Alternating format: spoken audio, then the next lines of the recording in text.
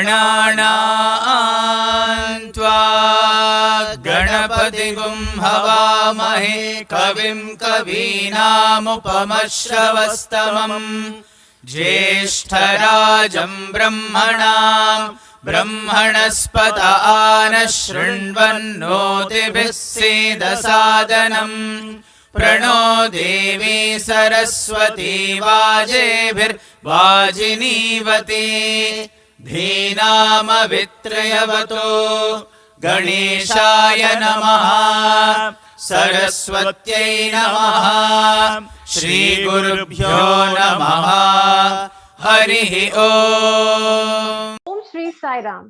My most humble pranams at the divine lotus feet of our beloved Bhagavan Shri Sathya Sai Baba. On behalf of Shri Sathya Sai National Leadership Program for Self-Transformation, I, Dr. Surabhi Avasthi, welcome you all to the 12th Satsang of this ongoing series Satsangatve Nissangatvam. Namaha Sparsham Deeptam, or touch the sky with glory, taken from the 11th chapter of Bhagavad Gita, to be the motto of the Indian Air Force, aptly defines the men and women in blue that are ever ready to go beyond their call of duty and serve our great nation. Myself, now being a part of the Air Force family, my husband, Kanish Chaturvedi, serving as a squadron leader in the Indian Air Force, I have got the chance to closely witness how these great men not only show their mettle in the battlefield, but also touch every Indian's heart with their compassion, humility, and kindness. Today, we are truly honored to have such a distinguished and distinctly decorated personality amongst all of us. So now let us not miss time and fasten our seatbelts, get on our flight, and see what is it all about.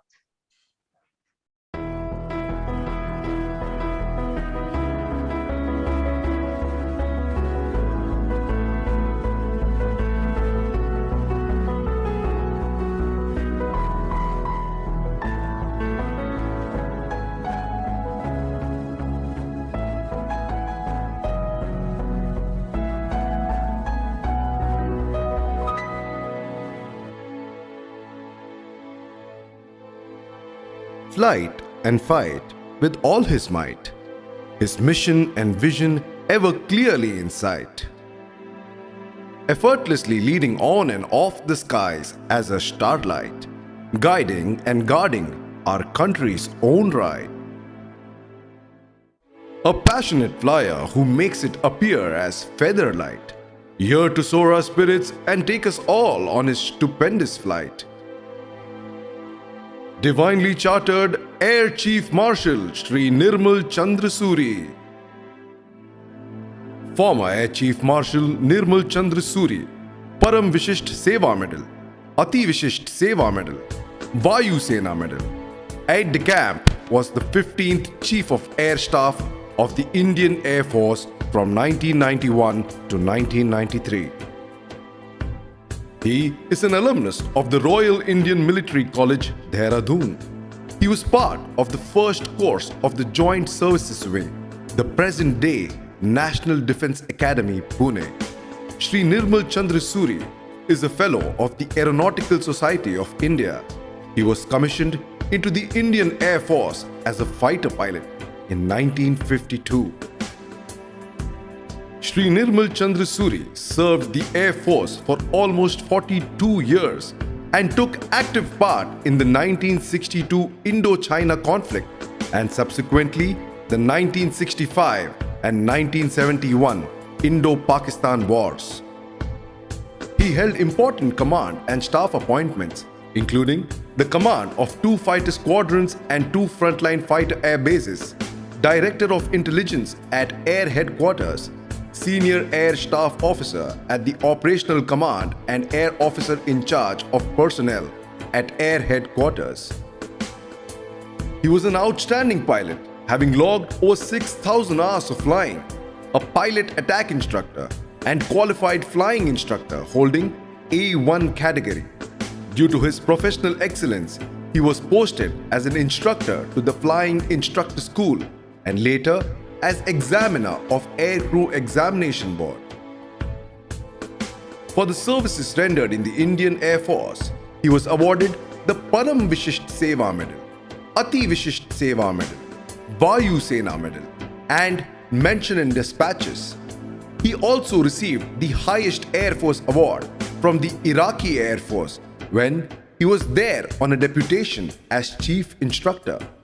In addition, he has been the recipient of 7 civilian awards, namely the Shiromani, Vijayashri, Bharat Jyoti, the Millennium Award, the Glory of India International Gold Medal, the International Gold Star Medal for promoting universality of faith, and the Ambassador for Peace Award from the Interreligious and International Federation for World Peace, London.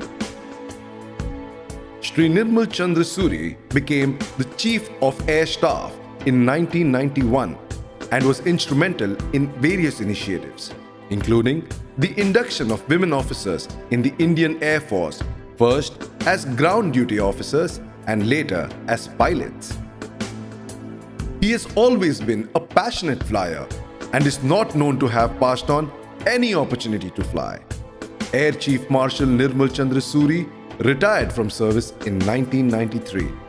By virtue of his vast experience, analytical ability, foresight and able direction, he has given a new dimension to the employment and utilization of manpower in the Indian Air Force. After retirement, he became the chairman of the organizing committee for the first International Air Show held in India. Shri Nirmal Chandra Suri also served as the board of directors of a number of companies, financial institutions, banks, as well as was on the board of governors of 3 educational institutions. Presently, his interests lie in promoting spirituality and religious studies which do not have a bias to parochialism. Apart from reading and writing articles, he has also been frequently addressing gatherings at religious and philanthropic fora, not only in India, but also in the United Kingdom, Australia, Italy, France, Geneva, UN Forum, South Africa, Singapore, and Malaysia, among others. Shri Nirmal Chandra Suri's primary thesis lies in right living in society, values in action, commonality of enunciation of different faiths, religious harmony and tolerance among people of religions.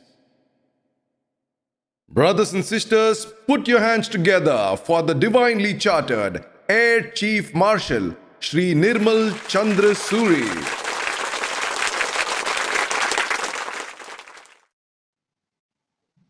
Offering my most humble salutations at the divine lotus feet of our most beloved Swami.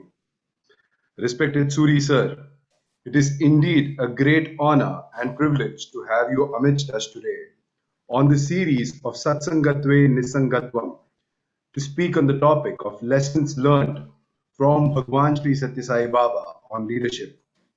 I now welcome former Air Chief Marshal Shri Nirmal Chandra Suri to come and address this wonderful gathering. And sir, may I request you to please turn on your camera.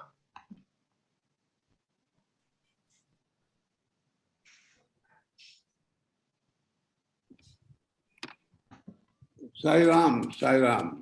Sairam, sir, Sairam. So we also have our All India President, Mr. Nimish Pandya, on this session.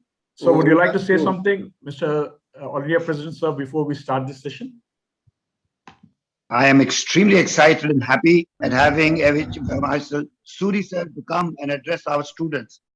This vast data experience and this vast experience with Bhagwan himself, I think it's a great asset for the students of today.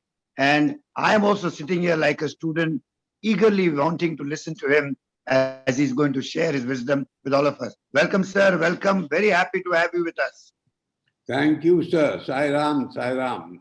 It's always such a wonderful experience being with you as our president. And I think the Sai organization has really blossomed and will continue to blossom under your stewardship. Thank you, sir. Thank you very much. I'm actually, I'd like to begin by thanking Dr. Gopi and Swati, because they were the two that I interacted with. And it was really the realization that dawned on me then that this is what Sai organizations are about. They had so much love in their speech, in the way they spoke, the kind of respect they gave, and which one didn't sort of quite deserve. But I did try to caution them on two things. The first one was that I'm not going to speak on leadership because the armed forces people are beyond just leadership. We believe in serving not only a democratically elected government, but by living the dharma. And that dharma is service to your country and the love of the color of your skin. And we try to do that to the best. But when I had this exposure with Bhagwan Sri Sathya Sai Baba, my understanding on religion, understanding on life, understanding on interaction with people all changed dramatically. So the first thing that I would like to do is to pray to Bhagwan Sri Sathya Sai Baba. Bhagwan, my pranams at your lotus feet, and it is my very sincere prayer to you, kindly speak through me. Bhagwan, I have been a very privileged human being because it's only in the latest stages of my life that I realized that whatever came my way was not my ability, but it was your doing and showered on me because of your love for one of your children. Bhagwan, here also, the reflection is so great. As I was mentioning about Dr. Gopi, I mentioned about Swati, and as you know, your most precious person among us is Pandey, who has led the organization so well that Bhagwan, we have blossomed, and your teachings of love and compassion have really gone to the root of many societies, both in India and abroad. Having said this, I would like to mention that I'm very humbled this morning. This is primarily because, firstly, I've been told that the audience that I'm going to speak with, they not only represent the intelligentsia of India, but equally importantly, they are the most disciplined segment of our society.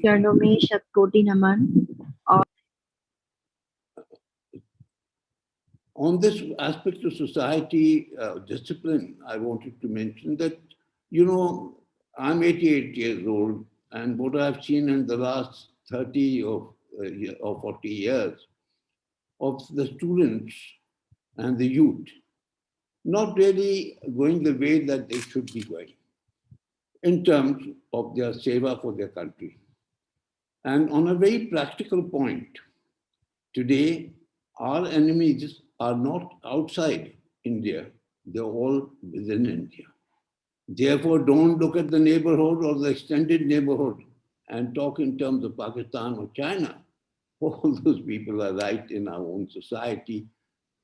Whether they have done it out of lack of understanding or what is not something that I'm clear on, but whatever it is, it's not good for our society. Having said this, let me also mention that you, the youth, are now the people who are going to show us a better tomorrow. And you can only show us a better tomorrow, provided we know what our dharma is. And the dharma has to be accepted by understanding Sai Baba's teachings, not in terms of religion, but its inner nuances. That is the significant point over here. I have the greatest pleasure in being able to be with you, because I know at the end of the day, I would emerge much richer. Because the reality is that I'm neither a scholar or an exponent in religion or any allied issues that I may be referring to today. But definitely not speak on leadership, because leadership is connectivity. Over here, I'll just cite a very small example. I retired after nearly 42 years of service, and I was in Puttaparthi. 11th of January, as you know, is the day for your sports, etc.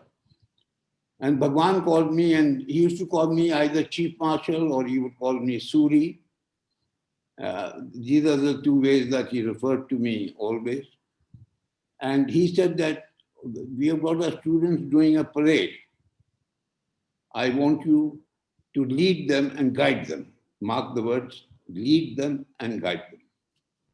So I said, yes, Bhagwan, with folded hands. And so I went about this business, which I had learned from my young days from the Prince of Wales Military College, where, you know, the armed forces people feel that the more we shout, the better we are, and the better we are heard. And so, you know, like in the parades, particularly in the army, you say, Dane, more, you see. So I taught these boys. So Swami came on the dress rehearsal. He held my hand and he pointed to this squad. And so I told them also Savdhan and you know, jumping and whatever. And Swami just kept quiet and stood next to me. He said, Baine Mur. And they turned left much smarter than what they did with me shouting out. So I said that to Sai devotees and to anyone else, I'm not going to speak on leadership because it is the lack of connectivity. Leadership is that. It is not these books written by people on leadership or anything. It's just like management. I know Swati over here and Dr. Gopi, the rest of you are experts in management. But it doesn't sort of help. The only thing is you have to realize what Swami has taught us. There is Ekam Brahma Dasya Nasti. We are all part and parcel of each other. So let us connect and everything will go as it should go. Now, I'm very fortunate in the sense that I see the time is coming on to almost 12 o'clock. So I thought I would sort of touch upon certain parables to explain my understanding of Bhagwan Sri Sathya Sai Baba's teachings. They may not be correct, but my understanding of it is what I'm going to share. And I use parables from all faiths so that we don't give the impression that Sathya Sai Baba's organization is about one segment of our society. It is about every single faith. And so the first one that I want to share is midday. And what is significant about midday? You know, the sun is in the azimuth, vertically above, therefore there's all the light in the world. But we are sitting in a room, all of us, and we have got artificial lights on. Then you draw open the curtains, the more light comes in, but still you're subjected to this problem of artificial lights. You go out in the open, the sun is in the azimuth, and there's all the light in the world. But the problem, starting with me, and I possibly also with each one of you, is that we see light, but we do not perceive light. The question is, Swami's teachings are on perception. They are not on seeing or just hearing. They are on perception. How do you perceive them? So it is with this in mind, I just wanted to mention that seeing and perceiving give it two different dimensions. Seeing, you see light, so you are able to see what is around you. But to perceive, it means that the light of one single candle cannot be consumed by the entire darkness of this world. Please understand the meaning. If you take this single candle and you light up others' candles, all you have done is you've lost your exclusivity. You've lost your exclusivity, but you are now in a well-lit environment. So that is the second aspect that becomes most important from our point of view. Third is, the higher you go, the greater is the fall. So it's not only a question of leading armed forces, It's a question of leading a company or anything. Now there are so many companies, and I've got one of the Sai devotees whose company I did have the privilege of meeting people over there, and the people and the organizers, and indeed the chairman, the TVS. There's just love. There's just love flowing over there. It's not a question of who is the chairman and who is the worker there, or whether Swati is taken over charge of the entire financial division or whatever. It's not that. It's just love and respect that flows out of it. I also want to share with you that as far as my linkage on understanding of Swami's teachings are very significant, because I could be wrong. And each one of you, it is my prayer to you that maybe you can ponder over what I've said and then try and see how best you feel that you could adjust this whole thing. I want to make two bold statements, but I will follow what is going on at the present moment. Firstly, there is no such thing as Hinduism. We are Sanatana Dharmis. Now, there are various explanations given as to how this word Hinduism was coined. I know one of the explanations in 1828, the British brought in this word to Hinduism because they came from the Hindu Kush region. There's another story going on that the Persians invaded that region and the people living there. So the Hindu Kush meant where the Hindus were slaughtered. There's another explanation which sort of goes back into other kinds of dimensions of this word Hinduism, but I do not know what the reality is except what I have got from Google search. So that's the basic point. So in this talk also I'll use Hinduism, but by Hinduism I mean Sanatana Dharma. That is, there's no ism. There's no ism in our religion. And then of course the second issue is that Sanatana Dharma has to be taken from the complexion that it's your eternal belief, it's eternal. It's got nothing to do with the eternal truth. It's got nothing to do with which will change. It will remain where we are. The second part is, we are not idol worshippers. We are ideal worshippers. So Lakshmi is not a thing made out of metal, or silver, or gold, or anything. And we go to Lakshmi and pray for money. And we are stupid enough to go and pray in a temple and say, I'm putting 1 lakh rupees over here. Bhagavan, get me this lottery ticket of 7 lakhs. Or about 20 lakhs or 20 crores or whatever. I mean, Lakshmi has Nav, Nidh. There are 9 kinds of wealth. This money is the least of the wealth. And this I mention is because Bhagavan Sri Sathya Sai Baba. You know, I'm not a man for buying lotteries, but unfortunately my wife is addicted to it, lottery ticket. And in London, I bought this ticket and I put it under Swami's Paduka.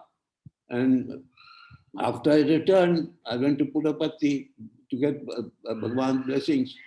And Bhagwan took me to the interview room. And when they were taking me in there, he turned around and said, Suri, you do not need money. So I said, yes, Bhagwan. He said, then why do you put these tickets under my Paduka? You see, Swami watches you from everywhere. And Swami wants you to understand that you do not put this and say to me, asking me for one small thing, money. He wants me to ask him for the reason why he's taken this avatar. And that is to give me the knowledge, the wisdom. So that this lifespan given to me is led with Satya, Dharma, Prema, Shanti. So this I thought would be my starting point, but when I use Hinduism, please do understand it's more of a force of havoc than anything else.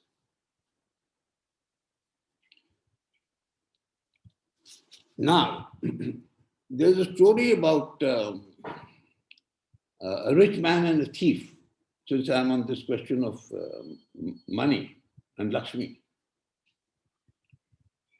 So they're traveling in a compartment, 4-berth compartment, and the thief is in the top berth. The rich man is in the lower berth on the opposite side. And he opens his briefcase and there's wads of 2,000 rupee notes. And he keeps, counting them. And the chief is looking there and he says, God, you've answered my prayer. Because after this, I will never be poor. And my prayers will be answered. And I promise I will not be a thief thereafter. This rich man closes the briefcase. The thief pretends to be asleep and shuts his eye. And then suddenly wakes up and takes his toothpaste, etc., and toilet, and goes to the lavatory. Comes back after 15 minutes. Then the rich man does the similar thing. He goes in to change into his sleeping clothes, etc., and brushes teeth. And after 15 minutes, when he returns, this thief is pretends to be asleep, but he's looking very, very sad. The rich man said nothing to him. The thief could not sleep the whole night, and the next morning he asks the rich man. He says, I want to make a confession. I'm a thief. You counted these wads of notes. Where are they? I've searched every corner of this compartment, but I did not find them. So the rich man told him that it's very simple, just look under your pillow. Now the moral here is that we spend a lifetime in wanting to be happy. We search idle dreams, we search people, we search religions. We just want anything that can remove this emptiness that plagues us. But all that Swami says that you need to do is to look within. Why are you looking outside? So the message here is to predict, to interpret what Swami says, you have to understand its inner nuances of every single thing. I remember, like all we males, we are male chauvinists, etc. One day my wife and I were called for an interview. And we went in and Swami looked at me and he said, wife. Sorry, I said, Swami, this is Asha, my wife. So he said, wife. Worry invited forever. Now my wife turned down in a few seconds, which nearly killed me. And she said that, Swami, it could also be wisdom invited forever. Swami immediately looked at her with a broad smile, looked at me, giving his approval. Therein it meant that I was an idiot, thinking that, I was superior to wife. Your partners in life, you understand. Similarly, nobody is the repository of all wisdom. It is a collective effort. And when we interact with people, we must interact with that kind of orientation. Please remember that the greatest thing that you can leave behind in this life is not by achieving certain positions that you attain, but by realizing that no matter what the world does to you, what the people do to you, how they speak to you, how they deal with you, you must be most civil in your interaction with them. Because therein lies your culture and therein lies what you should have done. And that is why Swami says that look at everyone's embodiment of love, therefore embodiment of Sai Baba. Look at him with Sai Baba in there. Whatever Sai Baba is doing, he's only testing you. He's not going about this business by saying this fellow was a rude man. Please understand that you only judge yourself, don't judge others. There's another story that I wanted to share with you, which is about a Christian girl.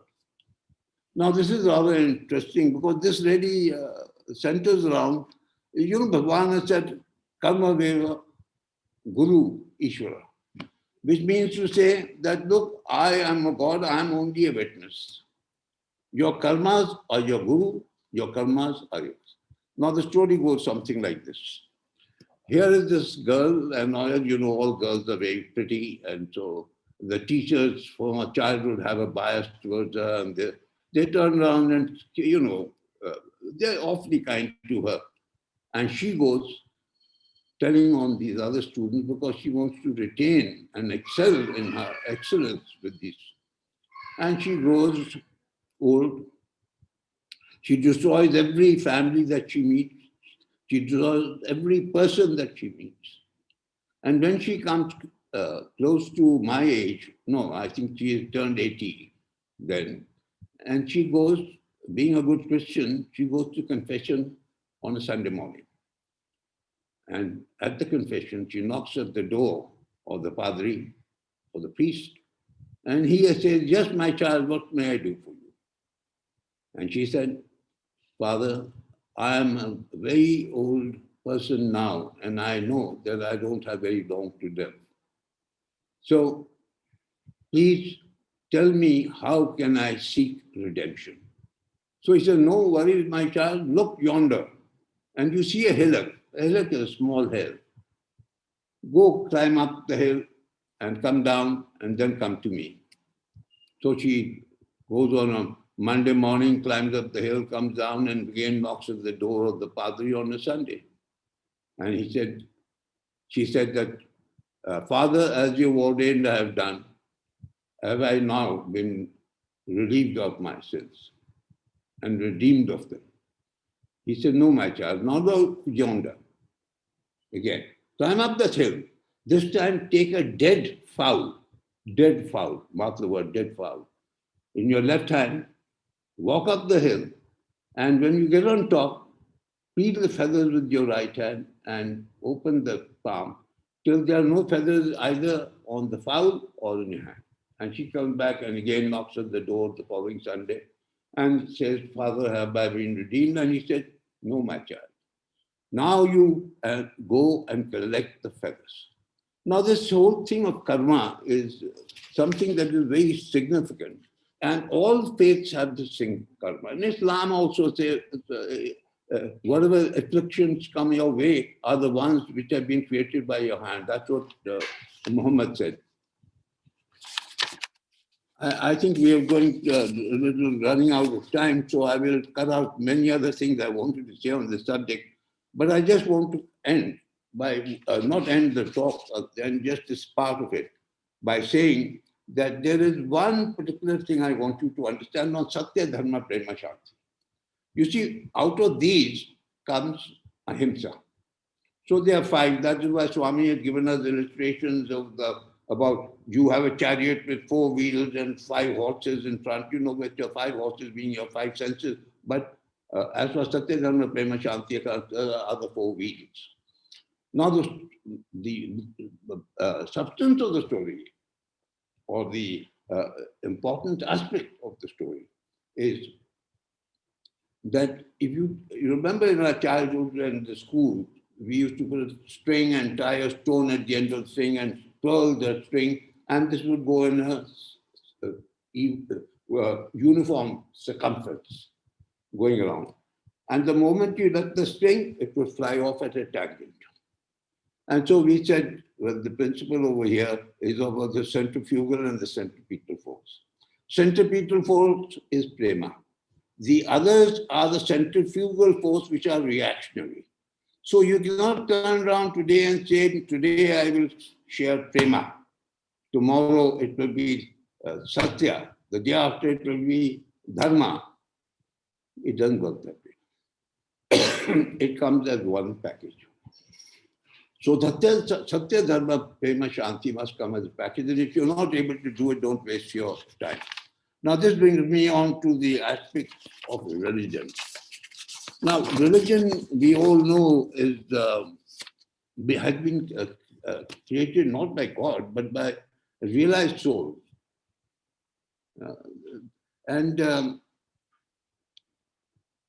religion basically tends to unite people. Because if it ceases to unite people, then religion does not exist.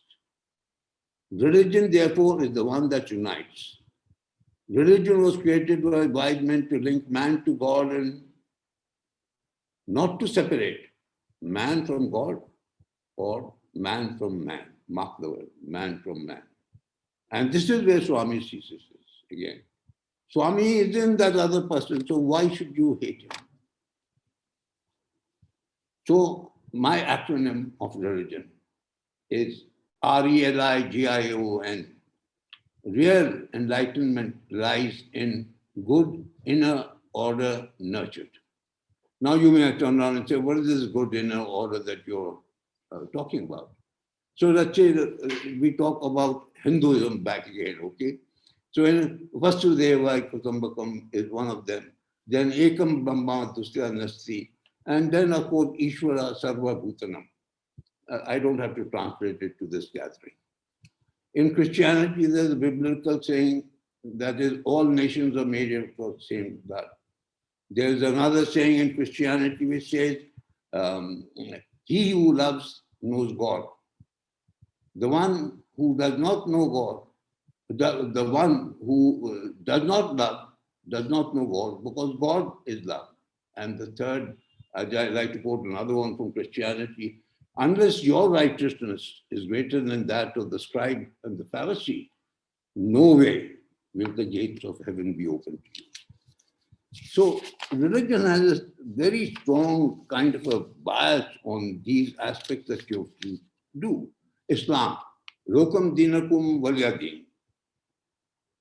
This means you to your religion, me to my religion, let's live happily together, work together, and be good friends.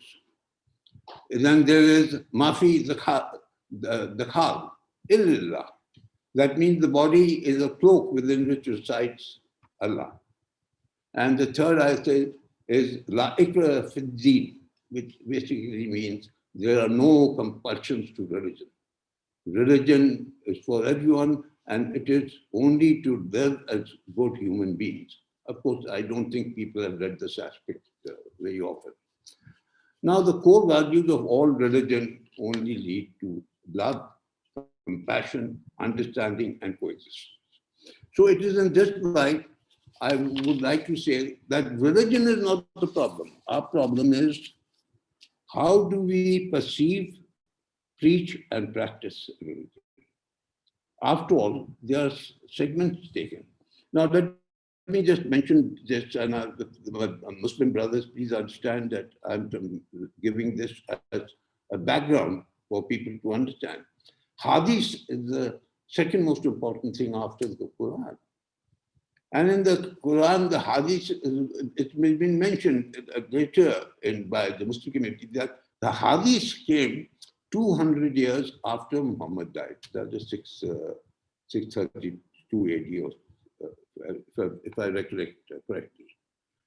Now, the problem with religion has been, we have misinterpreted religion because it has been added to politics.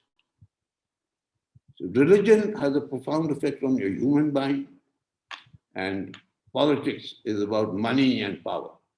So when you mix these two, then you come into a very sad syndrome. And which has been proven to us in the recent thing, that there is an ocean of blood that has been created in the name of religion. And warmongering ships of religion, politics, and now terrorism, they go sailing unabated and nobody's stopping it. This is the 21st century. This is the story of the 21st century.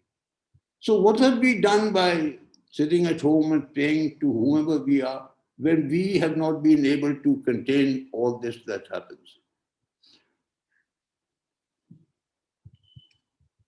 Now, I just want to share some fundamental things with you about religion so that we understand what is the meaning of religion. Mind you, as I told you, I'm not an expert or an exponent on scriptures or anything, because Swami said clearly to me, this thing, these are not for you. When I mentioned to Swami, the Bhagwan, I can't meditate, he says, Suri, meditation not for you. So whatever the reason Bhagavan said, it's just fine. So what I'm trying to say, I'm not a man who speaks out of scriptures. I'm speaking out of practical understanding of Bhagavan and trying to practice this. And it was not so long ago that I had decided that, look, I'm not measuring up to what Swami wants me to do. And what I should be really doing is to follow his preachings in letter and spirit. Then Dr. Gopi rings me up. And then I'm in a quantum, because then I say, if he's rung me up, obviously Swami wants me to say something. And so I've accepted. So please understand, don't take me too seriously. Just ponder about what I have said and try and come to your own conclusions as to what it should be. Now, religion, first thing is nobody is born in a religion. We're all victims of the society. You're born in a Hindu household, you become a Hindu. You're born in a Brahmin household, you become a Brahmin. You were born in a Khatri's household, you become a Khatri. You see, you become born in a Muslim household, you become a Muslim. These are, we are victims of our society. We are victims of our society. And this has a very different kind of effect. For instance, religion has to be discovered, rediscovered, and rediscovered till such time as the quintessence of religion is understood. And religion is real enlightenment lies in good inordination. Therefore, the Sikh, in Sikhism, Guru Nanak said, Jo disse soslega roop, ek onkar satnam. Na koi beri, na koi begana, sagal sang humko biryai. So there you are, that is said over there. And more important is to realize that if you wish to follow religion, by all means follow it. But understand that the purpose of religion is to take you from the lowest ebbs of consciousness to the highest. Religion is like a well. It is nurtured by its inner spring. There's no problem in conversions. Like the word conversion is used like a very dirty word. And we've made it dirty. Because conversion does not mean changing from one religion to another religion. Conversion means to change from darkness to light, from mortality to immortality. This is what it is. And the core values of all religion, directly or indirectly, come to the same, but we don't follow it because we don't have the time and the energy to read it. Next, we must understand that in a simple way of saying that, life is something like a huge mass of water flowing over the earth's surface in an uncontrolled fashion. And what does it bring in its wake? 3 horrible Ds. Ds, death, devastation, and destruction. So what did God do? God put 2 banks to it. And in the 2 banks, the water was channelized, it went over the earth's surface in a channelized manner, and at the end of it, brought about fertility, which supported not only the animal kingdom or the vegetable kingdom, but also the human kingdom. So, Bhagavan's enunciation, which I understand, is that from childhood, the responsibility of a parent, and later in life, responsibility of the society is alongside, is to ensure that there are 2 banks. The first bank is there's only one religion, the religion of love. There's only one language of the heart. There's only one God. He is omnipotent, omniscient, and omnipresent. That is the significant aspect of this first bank.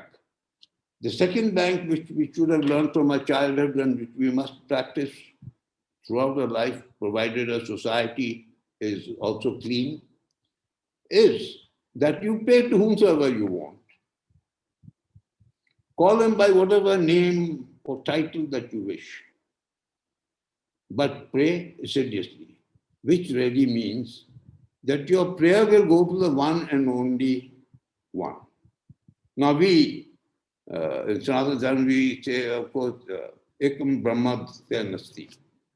The same thing is said in Islam. In Islam, they say there's only one God, we call him Allah. The Jews say we call him only one God, we call him Hashim. And Sikhism, really, they say, yes, there is only one God, he's formless. But my book is what tells me what it is. And therefore the Granth Sahib is for them what is to be followed and not various names and things. So, the question here lies that religion has to be understood in this dimension. So, what is it? I said to myself, Bhagwan has often said, pray assiduously, because your prayer goes to one and only God. I said, I'll give it a try. So it went something like this. Yatra Yeshwara Krishna, Yatra Patrutra, Tatra Shri Vijaya Betir, Dhruva Nitir Mater Mama. Om Triambakam Yajma Hesakandam Putri Vardanam Urvarakri Vandanam Mitru Makshi Amamanta. Om Chanu Devi Vishyapo Bhavantu Pitya, Om Chashtushu, Om Kante, Om Hridaya, Om Waka, Om Prana Prana Nabi, Om Shanti Shanti. Shema Israel, Adonai Elohenu, Adonai Echad, Amen. Our Father who art in heaven, hallowed be thy name, thy kingdom come, thy will be done on earth as in heaven.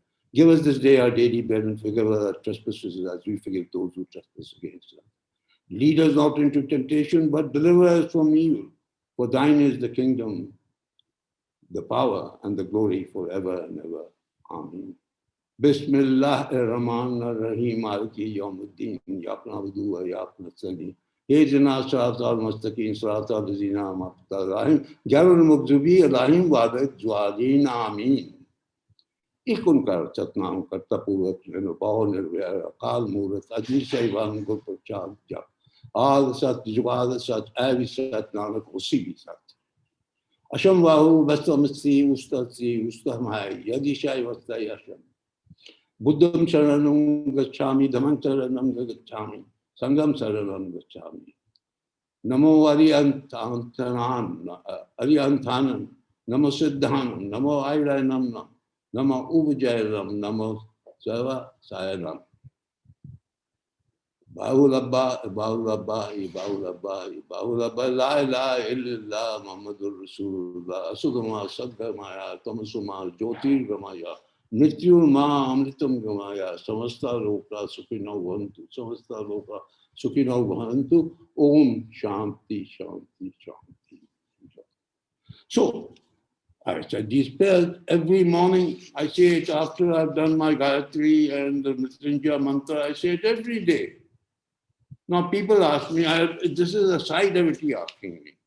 He asked me, he said, do you pray to these so that, you know, somebody will be there? I said, you got the exact point. He was a Hindu who asked this question. So I said, whom do you worship? He said, Krishna. So I said, the day Krishna is annoyed with you, you're finished. But look at me. When Krishna is annoyed with me, I'm basically also a Krishna worshipper. Annoyed with me, I've got Muhammad standing beside me, or I've got Jesus Christ standing beside me. And so the story in the lighter vein is, where is the problem? Because you're only talking about him. Malaysia, Times of India, it came out about 3 years ago. They said that you cannot, no non-Muslim can use the words Allah. And it came out in their thing as a legal thing in the newspaper. Times of India, I've got it. We have the data, I'll give you. Now, their prayer is Bismillah ar-Rahman ar-Rahim Maliki Yawmuddin. Yawmuddin means he's the God of the entire universe. So if you restrict somebody and you don't, it's your main function, because this Al-Fatiha, this what I recited to you, is basically just as powerful as Gayatri and Mrityunjaya mantra. They are just as powerful. So what I'm trying to say is that, look, we Hindus have Shastranama, 1,000 names and titles that we attribute to God. Brahma, Vishnu, Mahesh, only one who talk. You Muslims have 99 names. And yet the beads that they twirl has got 101. So I asked my Muslim brothers, why do you got 99 names over there, but why these other two beads? I have not been able to get an answer. I have an answer to this, but I'm not going to waste your time on that particular aspect. The the Jews have 72 names for Hashim. You know, they never say God.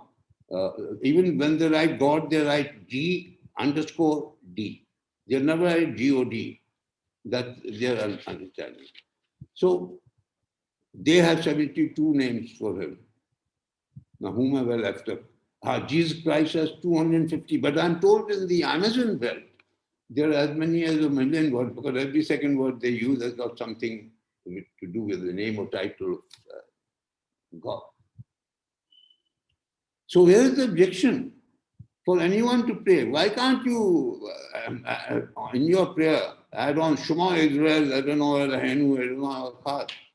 why can't you? He is only saying there is only one God, but he believes that God is only for the Jews. You see, similarly, in our case, there's a difference. The reason why Hinduism has not expanded so much in this earth is because we believe that everyone with every faith is saying the same thing. So it's a way of looking back, and I do believe that this is a nice way of looking at life.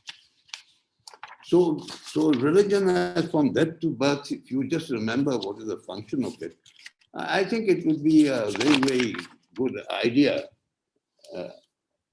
Have I gone past my time? I don't know. I must have. But anyway, I'll just end. No, I think I should end over here with just a few words. No, as we grow in wisdom and we grow in our understanding, we have to realize that the meaning of religion, the meaning of the path to God, heaven and hell, all these things must change. Even God himself must change. Because people must know God is not just what I said, that's about idol. It is ideal, and there's no religion who can turn around and say they're not idol worship. Every religion has idols. You've got Christians who they wear the cross for whatever reason they wear it. You've got Sikhs who wear the insignia.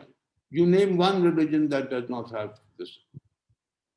And Islam has 360 idols, and 3 of them, Saturn, Moon, and Allah, were the 3 lords from there. The word Allah was used by we Hindus to invoke our goddesses. So I think we should be more open on this.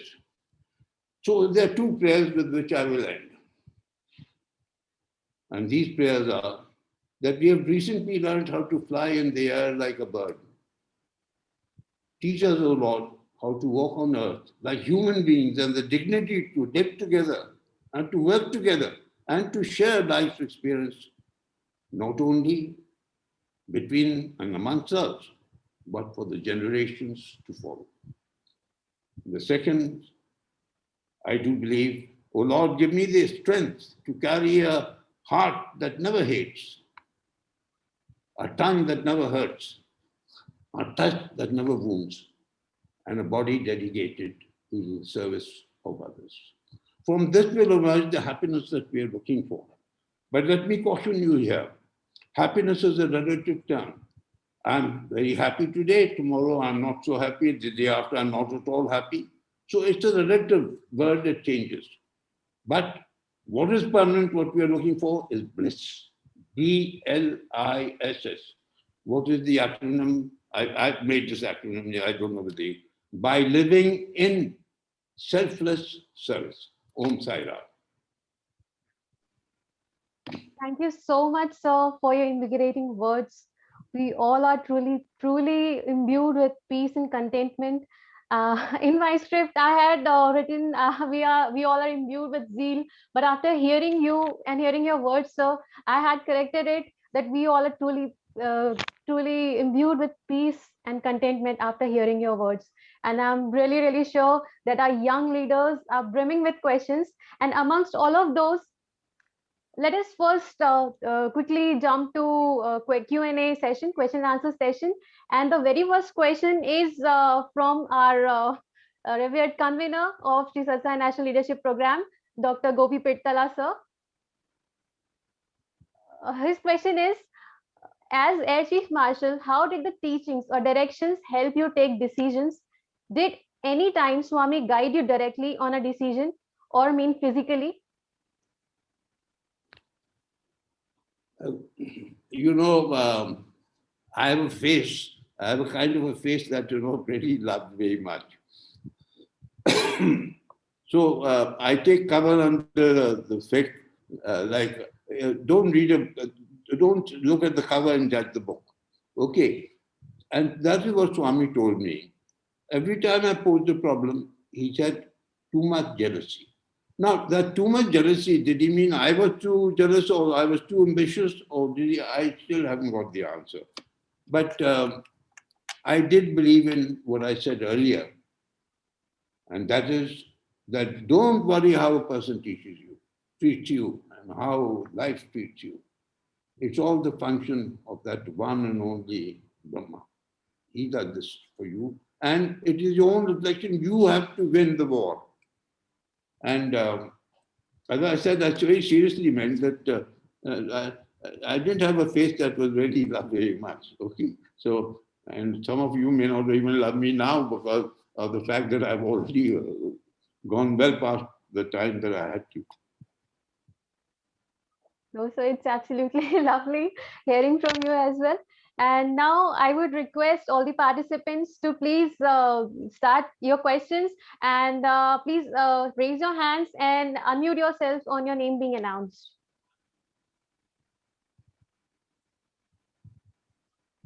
Or you can drop your messages or questions on chat box as well.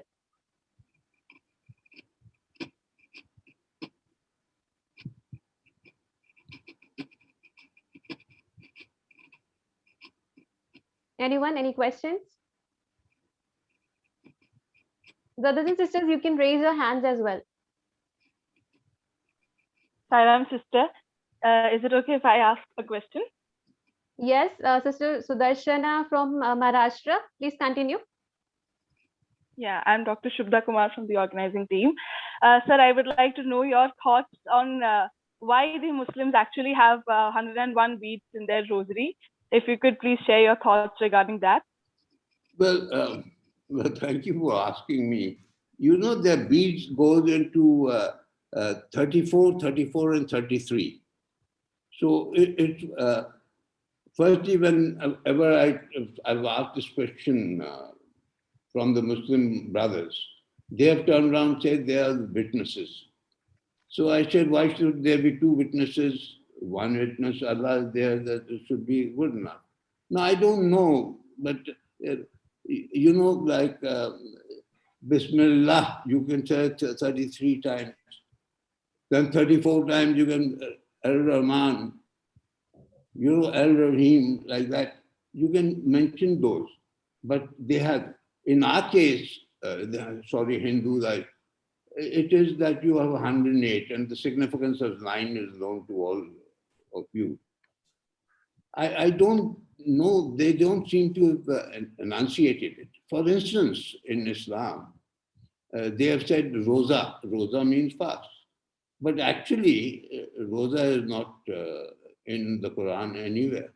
The word is that you do it as it was done before. What was done before? That has not been defined. So it depends. Because I think there it is basically based on jihad. The idea is the Muslim has been told that the primary duty of a Muslim, this is by Allah, the primary duty of a Muslim is to find the Creator. To which Muhammad added, to find the Creator, you got to find the self. Now, this self is the important part because it is the self which is judging. It is the self. Islam, you know, I'm handicapped because I do not know Arabic. I know sprinkling of Arabic just to get around and buy things in the market, but not something that I can converse with or read or understand. It has to be some, there is a Sanskrit scholar who was here, he died very young, a Muslim, Hanif. And I used to get guidance from him because I have two copies of the Quran Sharif. One is from the King of Saudi Arabia, which is in my thing. It's a beautifully, I mean, you can see that silver on it and it's beautiful. Then the other is a Muhammad Ali. Muhammad Ali is a thing which I got in India and I read it before I went to Iraq just to know what thing. Then the Fidain movement gave me, over there, they gave me 18 books. There's why is Islam political, why is Islam social, why is Islam... You know, so it is for them to interpret within this. But our problem in religion has been that we only hear the other chap who's talking for his own survivability. All these pundits and the rest, they are in that rich environment. And this is their survivability. But do they really understand the meaning of everything that has been uttered? For instance, this La Ikra Fiddin, it means it doesn't make a difference to what religion you belong. But Malaysia is a Muslim country, says you can't use the word Allah. And the Allah is the word which is originated from us. I think from Tamil, that's the oldest literature. So it's a question, it's very, very difficult to answer. It's a very good faith like any other faith, because all faith core values. But don't use anything else. Like, you know, among the Israelis, the Jews, Hillel was asked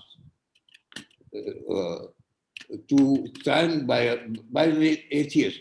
He said, if you think you are so religious and so knowledgeable and you know the way of God, stand on one leg and recite the Torah.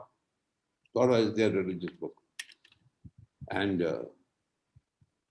he turned around and said, the Torah is, do not ask another to do what is harmful and hurtful to him. The rest is all commentary. That is what he said. So the understanding of this lies there. For instance, Rumi has said, as you know, is the greatest philosopher among the Muslims. He said, he was born 10,000 times. You know, Muhammad has said that you all will not be able to hold Islam in its true element. Islam will become like a burning rock in the palm of your hand. You will not be able to hold it. So the Muslims immediately reacted by saying, are you saying that we will not exist? He says, no, you will multiply many times. 1,000 times you will multiply. But you will become like a vapor on the wave of an ocean, which means you will become powerless. Now, these are what I said in the book. These are not by... And hadith is, now for instance, Osama bin Laden also wrote a hadith. So that is why they had some years ago, they had all the Maulanas got together and they said that out of the 85 odd hadiths that we had, there were only 6 which are canonical. And one of them was from Hyderabad. I think Dr. Gopi should be here. He's from Hyderabad. He should know more about the subject. So my answer to this is just as simple, because if I say something, a person who's not knowledgeable on the subject or who's more knowledgeable on the subject may turn around and say, why is this fellow just casting aspersion?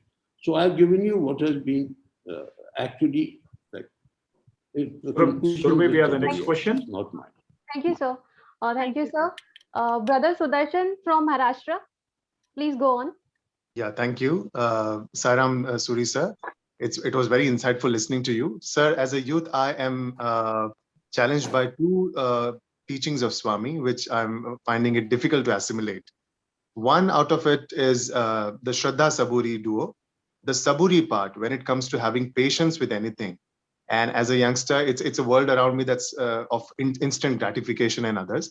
So having patience with anything, may it be a results of any outcome or any sort of these things, that becomes very difficult. So how do I cultivate Saburi? And number two is the uncertainty. When Swami says, love the uncertainty. So often the uncertainty around our plans and whatever we want to do in the life ahead, that uncertainty is quite consuming our energies. So how do I settle down with Saburi and uncertainty? If you could please guide us, sir. Well, first let me tell you, this is a very intelligent question. And I think I don't know how one would really answer, because it's a question of orientation. It's a question of your belief and your degree of faith. You see now, patience. I said, I'd given you that illustration about patience. I don't forget what I mentioned, where I said that whatever happens is what has been dictated by an external force. What you have to understand over here is that no meeting is just a coincidence. They are all out of the same. It has been pre-designed. Similarly, the path that you will follow is a pre-designed path by this. Now, you've got to accept that these are the rewards of your karma, positive and negative. But if you don't believe in it, of course, it causes frustration. So my submission, mark the word I'm using, submission, is basically that you have to bring about patience, because you have got to know that based on your past or whatever it is, maybe fair or unfair, you're going through a certain thing. Leave it in the hands of God, and what God does in this particular case will be for your betterment. So that's an orientation. Like I've gone through ups and downs. I've told you very seriously, I've had so many people above me who didn't like my face, and I didn't blame them. I was once asked in a certain appointment, I was asked from the Prime Minister's office why some person didn't like me. So I told him that when I shave in the morning, I see my face in the mirror, I want to hit that with a shoe. So I said, how do I object to somebody else not liking it? You see, you have to understand, patience is only the inferiority within yourself, of your own self. That is, you have not the capability. If you have the capability, there is no way that you will not have patience. This is must understand. You must be confident. And if you're not confident of your own ability, you can become impatient. That's absolutely certain. The next thing you said, that you want things to be resolved instantly. They will not. There is a time appointed when that thing will happen. And this is my firm belief. I've had people, among the first things that Swami told me when I mentioned to him, I said, Swami, I put on, what was it? I said, Swami, I become a vegetarian. He says, Suri, not important. What is important is what comes out of your mouth, not what goes into your mouth.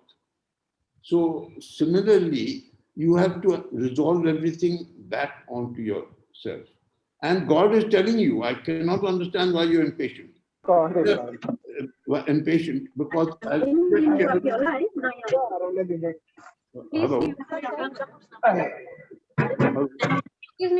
Varun, can you mute them, please? No, I haven't finished that. I just wanted to give all the illustration. No. Somebody was talking in between. Yeah, okay. No, I wanted to mention to you, there's a story about a man who was crazy about cars. And Bentley is one of the most superior cars, as you know. And he was in London, he bought himself a Bentley. He didn't want to drive on the roadway because he said that somebody will come and bash my car, and that would be the end of my love for the car. So he used to go to a parking lot and keep driving in the parking lot. There was, after some time, he found that there was a boy standing on the left-hand side and trying to stop him. So the first thing that came to his mind, let me just find out what the boy wants. But then something told him, no, let me carry on enjoying my drive. So he went on driving, and every time the boy, when he passed, was trying to stop him, but he wouldn't stop. So the boy picked up a stone and threw it at the car. He immediately stopped, thrashed the boy. And he asked the boy, why did you throw this stone at the car? Because you lost his patience with so. And he said that my brother, who's paraplegic, is in a wheelchair, has gone into a drain. Water levels are coming up to his neck. And if I cannot, as a 12-year-old child, pull him out, if you don't help me, he will die. So then this man went with him and retrieved the situation. But when he was coming back, he thought to himself that why didn't I hear to what was the voice that was given to me earlier? And he said, no, well, that's premonition. That's a good English word, premonition. But it is not premonition. It is the inner voice of God. Therefore, if your orientation is correct, you will always listen to that voice. And if I have your permission, there's another thing I want to mention to you on this aspect, that, you know, I have practiced this question of inner voice. And every time that I have gone against it, I've got into trouble. Until today, what my inner voice says, no matter how my patience runs out, or the question of me not being waiting too long for the next thing to happen to me, I go only one way, and that is the inner voice of God. And the inner voice of God will give you the answer. I've tried it for the last 10 years. I have no problems at all, and I think I'm much richer by that. Would you like to try it? Yeah. Thank you, sir. We have many participants' questions just trickling in. We'll just be taking few more questions quickly. Shyamolima Datta from Uttarakhand, please go on. Hello, sir. Thank you so much for the wonderful satsang that you gave. It was very enlightening. And I'm Shamulima from Uttarakhand. So basically, I wanted to understand, Baba always talked, even Shirdi Baba and Satya Sai Baba always talked about the concept of Rinanu Bandha. So I wanted to understand more on this concept, if you could elaborate on it. I'm sorry. I do not have sufficient knowledge to answer that question, and I must be very frank, because here we are talking about Sai Baba, and Sai Baba is in our presence, and I do not want to be pseudo-intellectual on these issues. So you please forgive me on this answer. Thank you, sir. Thank you, sir. The next question is that from one of the participants is that why do we only have Hindu prayers in Bal Vikas and Prashanti Nilayam Ashram? Why do we have only Hindu prayers there? My answer is, why did I say prayers in all the other faiths? It is because I believe in Swami's teachings. But when you don't perceive Swami's teaching, you go that way. That is why we have created this false impression that Swami's teachings is about Hinduism. No, it is not. It is on religion per se. It is on the concept of religion. That is the important aspect. Yes, sir. And the answer is to be found. After all, we don't need a new religion. We need a thread that binds all religions. Definitely. You know that, what is this, la regale, religatio. One is that it binds you, it takes you back to the origin. The other is the relinquishes, it binds you with the origin. So these are aspects that one has to understand and interpret. That is why the very first parable I mentioned to you was seeing and perceiving. Yes. Those who are only focusing on Hinduism, actually we are doing a little disservice to Bhagavan Sri Sathya Sai Baba, because he is the master of all religions anyway. You call him by any name. You call him Sathya Sai Baba, you call him Jesus Christ, you call him Allah, you call him anything. It doesn't make a difference. To me, he is the truth. And my prayers, when I said those prayers, I do 20 of them incidentally, and in my house, in my prayer room, as a temple there with all insignias of Mecca, Medina, everything. And they're not kept there for the khawa or show. They are kept there because I genuinely believe. And if you, as a Sai devotee, believe that you believe in Sai Baba, please help not create an impression that Sai Baba is about Hindu or the Hindu philosophy. He explains the concepts that have been given in the Vedas because they are by realized souls. After all, everything really comes out of those Vedas, realized souls. And they are taking different shapes, different form. Take, let's say, Judaism. They gave you 2 tablets with 5 enunciations in each. Okay, the 10 commandments. Now the first 5 and the second 5 could have been put into one, but they put in separate because the first 5 tablets indicate your service to God. And incidentally, Matra Deva Bhava, mother, is the greatest, and that is in Islam also, which I can tell you there is time. And the second 5 is man's duty to mankind. So that is the reason for 10 chapters. And they said that I'm giving you what's written. So what was written? 5 books of Moses and 613 words of oral enunciation to explain the oral Bible. And what did people do? After that, they made it into Talmud because they couldn't understand the meaning. And that translated itself into 60 volumes and 3 million words. 60 were known as the Talmud. And it is only 613 words that were given as the oral Bible. So you see, this is a responsible, you and I are responsible human beings. We must, if we say we want to serve Bhagwan, we don't go in the morning and just say Gayatri mantra or Mrityunjaya mantra or something.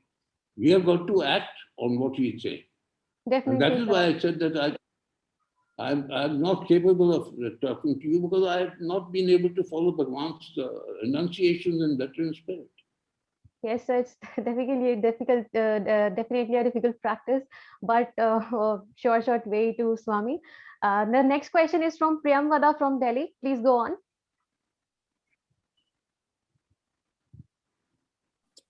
Sairam, sir, thank you very much for the great session. Just a request, please keep your questions crisp and very brief. Okay, I'll try to do that. Thank you, sister.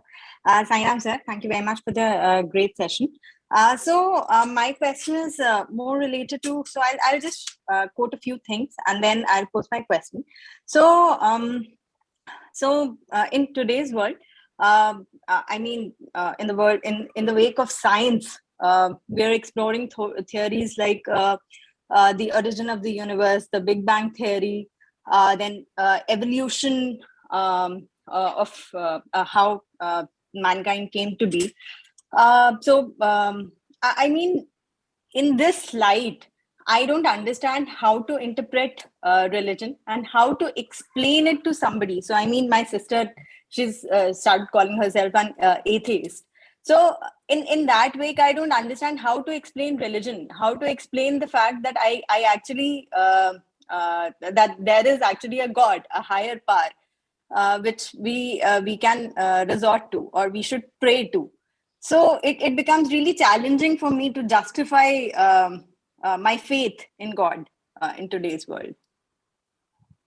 You see, there was this chap who had an obsession to know what God is because he believed, just like you mentioned, that there are questions that arise. Whether Darwin's theory is correct, not correct, or whether Adam and Eve theory is correct or not correct about the apple, etc. That's not what I'm talking about. The fact of the matter is that there is no way that you can deny, like this person, who had an obsession. He couldn't talk to his wife, he couldn't work, he was all the time wanting to know the creator, the God. Where is this God? I want to see. So I'll try and make it very brief because of shortage of time. So he was told to go and get himself medically checked. He got himself checked. They said he was hunky-dory. But the problem is something is bothering him within. Eventually, he met a priest, a sadhu, and he was meditating, and after he got up and he said, yes, my child. So he said, this is my problem. I can't relate with my family. I can't relate to the workplace. I don't feel energy. I don't feel energy. I want to know where's the God. So he said, very simple. Go and buy yourself a matka, kind of container. You got the sea next door. Go and fill this matka with that water. Put it on the sand, sit beside it, relax and meditate. So he went next morning and with this thing, filled it with water, put it on the sand, the matka, and sat beside it. And he said, now I've got to meditate and relax. But there's a contradiction in the terms. Meditate means action because you have to act on it, whilst relax means to let go. But nonetheless, he sat there, and after half an hour, he got up. He remembered there was some other work he had, and he poured the water back into the sea, and he went about his business. But at night, he felt a little better, for whatever reason. He came back and did this for another 3 months or 4 months, and then he found that inadvertently, he had found the best mantra for meditating and relaxing. That is, by cogitating. Cogitating, as you all know, just thinking about it.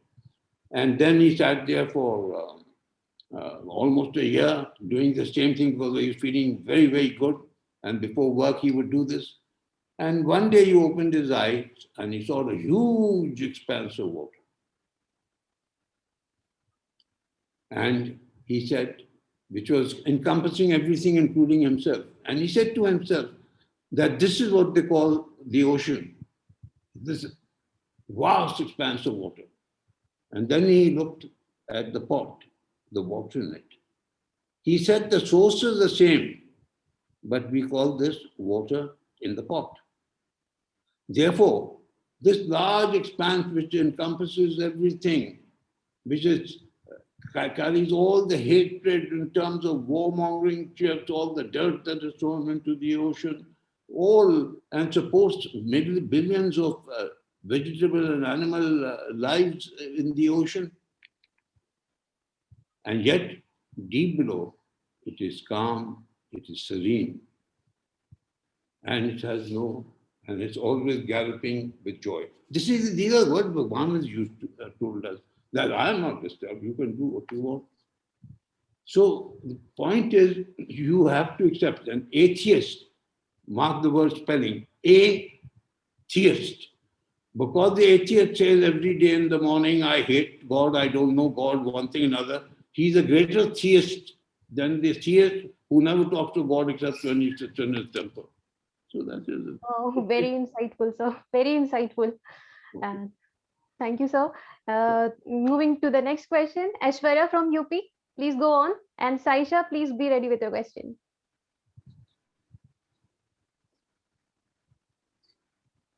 Aishwarya, are you there? Let us move to Saisha from UP. Sairam, sir. This is Saisha Sinha from UP. Firstly, sir, I would like to say thank you so much for this enchanting session. And my question is very simple. And it is that whom do you consider to be an inspiration in your life, sir? Well, I tell you, if you want to survive in this life and live very happily. I had a very good thing which I didn't realize. I had my mother and my sister living with me for 54 years. And whatever I've earned in life in any form has been because that is the greatest worship. Matrudeva Bhava, Pitrudeva. Those two tablets I told you about Christians is about Matrudeva and Pitrudeva Bhava. That is why they say duty towards God. The last one, fifth one, is worship of your parents. Okay.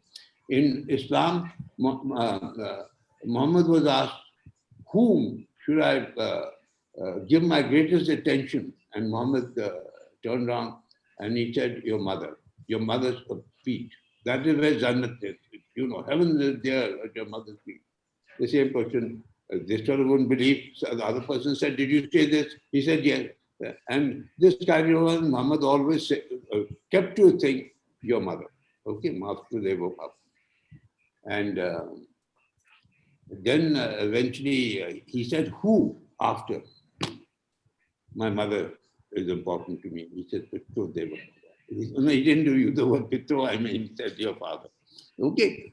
So you know, this whole concept, we are no one. We have come with karmas, and God under extreme conditions changes them. For instance, I went to Purapati I had never gone before for my birthday. I always went on Bhagwan's birthday, not my own birthday. I went on my 5th birthday. And I went on a Monday morning and he asked me, when is your birthday? And I said Saturday, which happened to be 26. So that is 26 came. And at 4 o'clock in the morning, I had a very great aroma of vibhuti. And I said, Bhagwan has come to wish me for my birthday. Then my eyeball started turning upward. Then I wanted to throw up. I was getting sick. And then the cycle reversed again. I again smelled marigold flowers and again vibhuti, and I recovered. I was told in Shanti Bhavan, which is Swami's guests where we live, I had the privilege of living, and I was told by an American doctor there to say that, look, why don't you go down to this super specialization hospital, because this is not a very good sign. Anyway, cutting a long story short, from 4 in the morning till 4 in the afternoon, I went through 19 such episodes. And I was just sitting at the veranda in Purapati with those of you who've been there next to the door, close to the door, after the Vice Chancellor. And I was just praying. I said, God, there could be no better place to die than here at your... My only request is, please stand in front of me so that I could put my head on your feet. Well, cutting a long story short here again, he called me at 4 o'clock and he did his mantra. And now I'm 88 and I had my heart checked day before yesterday. And the doctor, day before, 3 days ago, the doctor said that, sir, your heart is like a baby. It's pumping blood. Now, it's a question on how you look at these things. It's your frame of mind. You have faith in Swami. Swami talks to me. I talk to Swami like a madman in my puja room. I talk to him. And he gives me the answer. It's up to you. Thank you, sir. Okay, sir. Thank you so much. Now moving to the next question. We'll be taking 2 more questions. Sister Suma from Karnataka, please go on.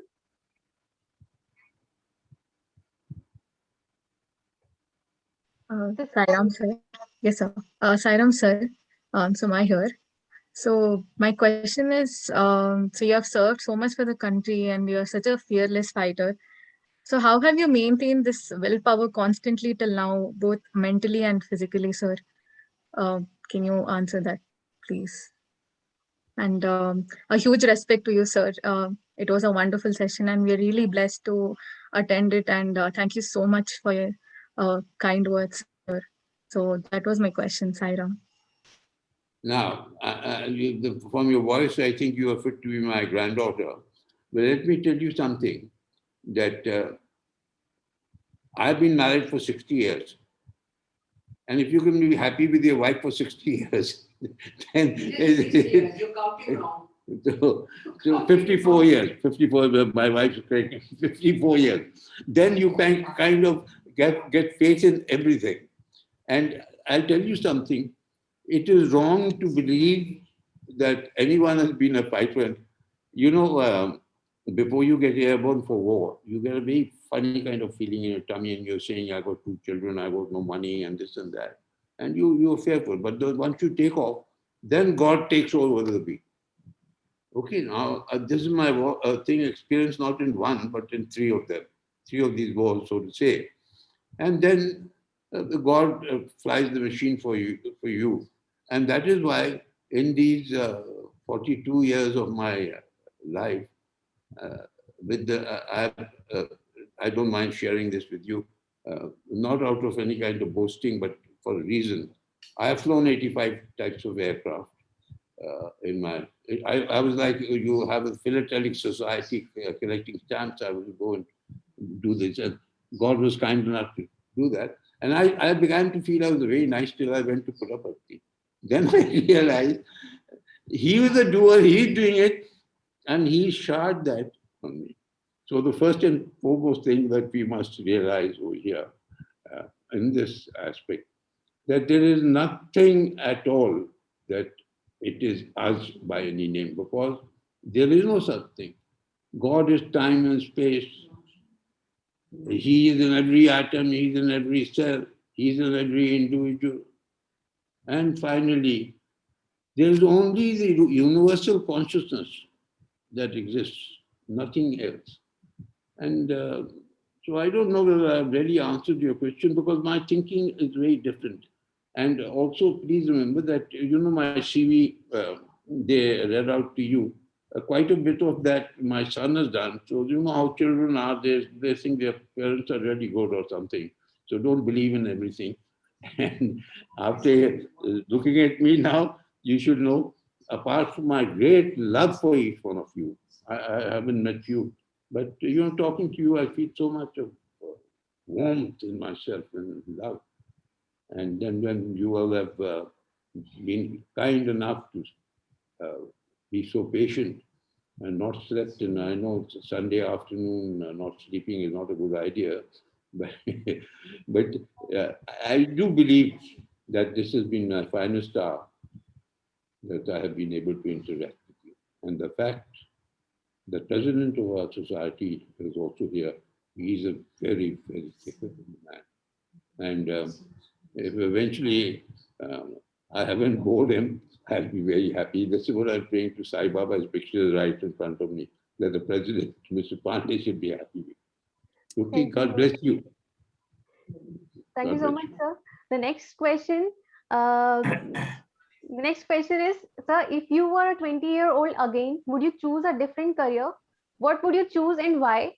And last, what have you loved to do besides your profession over the years? This is the last question for today's session, sir. Okay, let me be very frank on it. My father wanted me to be a doctor. Then I lost my father out of cancer at a very young age. And thereafter, God intended that I must go to this military school. It was a top school then, known as the Prince of Wales Military College. It was for the children of the British officers, so that they could be groomed and they, along the lines that their schools in London would, or in England would help them. And then I joined the first course. This I must make a small correction. First course of the JSW, Joint Services Wing. It was Inter-Services Wing, Joint Services, and we lived in Dehradun in a prisoner of war's camp, Italian prisoner of war camp in Clementine. We lived there for 2 years. We were the pioneers. We lived there for 2 years. I was joined as a naval cadet, but these Navy people, you know, they look very smart on the ground, but on the ship, you know, they got a perfectly good gangway. Gangway, you know, those to get into the ship and get out. And they would hang this rope ladder on the side, and then the ship would be rocking and you would be rocking with the rope. the rope ladder. But all put together, I think God destined that I should go to the Air Force. And it so happened that this is why actually it was fortuitous for me, because we three course mates, the first in the history of world, that three course mates from the same mate. My personal number was Alpha 17, Admiral Ramdas's was Alpha 13, and General Roderick's number was Alpha 57. These were our personal numbers. Now they run into I don't know how many thousands. So we joined and we became chiefs together. This was history in itself. Now, so it was. This is all God's design. At your young age, you should be thinking in those lines. But I was, my grandmother had taught me the Gayatri mantra, I remember. And I would recite that. I did not know the meaning of anything. And to me, my grandmother insisted that if a person who is a meat eater comes into the kitchen over there, you mustn't eat in the same kitchen. So I went through that. I am a Khatri. I used to wear a general because I believed I was a Brahmin. I did these crazy things in childhood because when you're uncertain, you don't know. But eventually, now I know, at least before I end my life, that at least I know what I am, that I'm nothing. Everything has been given to me by God because of my karmas. I've done nothing. I've done nothing except believed in him, and I love him so dearly. So I speak to him. My wife thinks I'm crazy because I speak with him. But it is so, but I'm so happy. And then I meet people like you and meet or interact with people like you. I say that if I were to live again, God give me the same kind of people that I met, whether they liked me or they hated me. But I loved them. And you all have made me feel so happy. God bless you. Sai Baba's blessings will always be with you. Very touching, sir. Thank you so much. Thank you so much for your kind words, for enlightening us and telling us that spirituality and life in practicality are actually not different things. They go hand in hand, and telling us that man, religion, and God are not different entities. They are actually one. There is one religion, the religion of love. There is only one language, the language of heart, that I actually felt that we had in this entire last session. And it was truly cumulatively so the whole crux of Swami's messages to us, the love and unity. Thank you so much, sir, for your time with us. I'm truly grateful to our beloved Bhagwan Shri Sathya Sai Baba for this wonderful session with you, sir. I thank our revered convener of Shri Sathya Sai National Leadership Program, Shri Gopi Pittala, sir, for this wonderful program. He is the most humble and most caring person behind this program. The revered state presidents and their teams for decorating this session with your wonderful presence. And I thank all the participants for making this session so interactive and so lively. And at last, the teams behind this whole Satsangatve Nissangatvam series, working tirelessly day and night and making each session such a success. I'm truly, truly thankful to you. And I thank you all on behalf of Shri Sathya Sai National Leadership Program for Self-Transformation. With this, I will hand over to Swati. Over to you, Swati. Thank you, Sister Suri. Offering my pranams at the lotus feet of Mother Sai. Thank you so very much, sir. It has been such an honor and pleasure that we've been given this opportunity on such a blessed day. Thanks to you for all your kindness and such a warm gesture that you extended to us and our team all through the past few weeks and especially today. Thank you for your time with us. Offering all of our collective thanks, like Sister Surbi said, this has been one of the most special satsangs that we've all been with. And you've connected Swami further deeply through your Chinnakathas, which literally ran like reel, as and when you narrated with such warmth and such connection. It was as if we were back in those times, reliving with all of that with you. Thank you once again.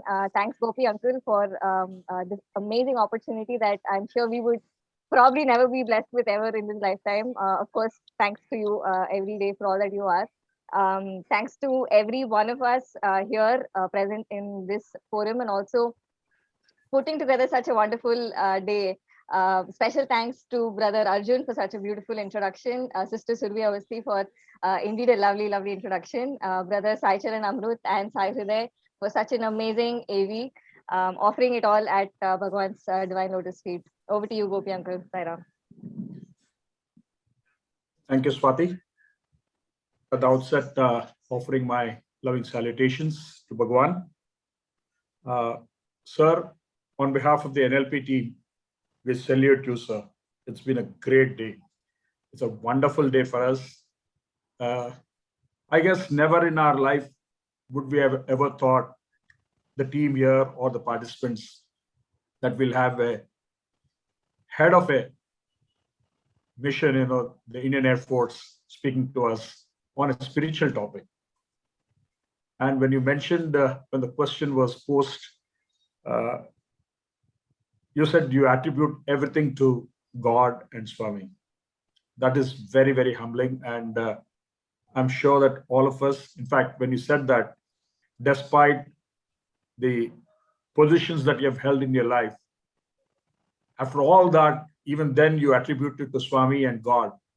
That's a great lesson. That one lesson itself is enough to us in this leadership program for self-transformation. I would also like to thank Mrs. Suri there, who has been supporting you right beside there. I know that she's there right beside you, I know. And we thank her for the cooperation, and she's been supporting you right from the day one when I called you. I hope she's better now. She was not keeping well, I heard, but we pray to Bhagwan that Swami showers his abundant blessings on both of you and your children, and the young lady who's there, who's supporting you there right now. Yeah, the squadron leader. Oh my God. So we have another squadron leader. Aarti. Can we also here. Yes, yeah, we'll be very happy to see her. Yeah, here she is. Same here. Thank you so much for such lovely words from yourself. Thank you, squadron leader. It's been a great support for all of us. And it's so nice to see you helping your aide, the chief there. That's great. Thank you. So finally, I think, we would definitely have an occasion to meet you, sir, shortly. Those of you who are in Delhi, please do think about it. You could fix up some time and have an audience with the Air Chief Marshal, also have a personal interaction. It'll be great for all of you there. With these words, on behalf of the NLP team and the All India President had to just leave because there's another session that just started of an inauguration of a water plant. So he had to leave. And we thank each one of you. And on behalf of the All India President, I thank the Air Chief Marshal, NC Suriji, for being here with us today. Jai Hind and thank you. Samastha Lokah Sukhino Bhavanthu. Samastha Lokah Sukhino Bhavanthu. Samastha Lokah Sukhino Bhavantu. Om